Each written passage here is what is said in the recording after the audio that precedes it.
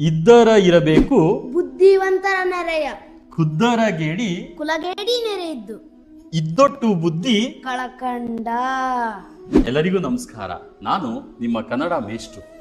ಈ ದಿನದ ತಿಳಿವು ನನ್ನ ನೆಚ್ಚಿನ ವಿದ್ಯಾರ್ಥಿ ತೇಜಸ್ ಆರ್ ಒಟ್ಟಿಗೆ.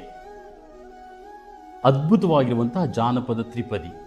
ಇದ್ದಾರ ಇರಬೇಕು ಬುದ್ಧಿವಂತರ ನೆರೆಯ, ಕುಂದಾರ ಗೇಡಿ ಕುಲಗೇಡಿ ನೆರೆಯಿದ್ದು, ಇದ್ದಟ್ಟು ಬುದ್ಧಿ ಕಳಕಂಡ.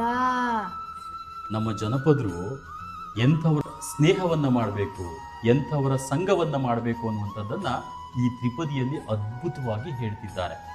ನಾವು ಇದ್ರೆ ಎಂಥವರ ಜೊತೆಗೆ ಇರಬೇಕು ಅಂತ ಹೇಳ್ತಿದ್ದಾರೆ.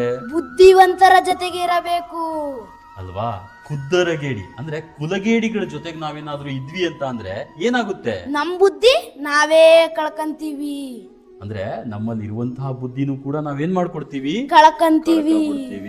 ಹಂಗಾಗಿ ಎಂಥವರ ಸಹವಾಸವನ್ನ ಮಾಡಬೇಕು? ಬುದ್ಧಿವಂತರ ಸಹವಾಸ ಮಾಡ್ಬೇಕು. ಕುಂದಾರ ಗೇಡಿ ಕುಲಗೇಡಿ ಸಹವಾಸ ಮಾಡಿದ್ರೆ ನೀವು ಕೆಟ್ಟೋಗ್ತೀರ. ನೀವು ಕೂಡ ಎಂಥವರ ಸಹವಾಸವನ್ನ ಮಾಡಿ? ಬುದ್ಧಿವಂತರ ಸಹವಾಸ ಮಾಡಿ. ಕೆಟ್ಟ ವ್ಯಕ್ತಿಗಳ ಸಹವಾಸ ಮಾಡ್ಲಿಕ್ಕೆ ಹೋಗಬೇಡಿ. ಧನ್ಯವಾದಗಳು. ಶುಭೋದಯಗಳು.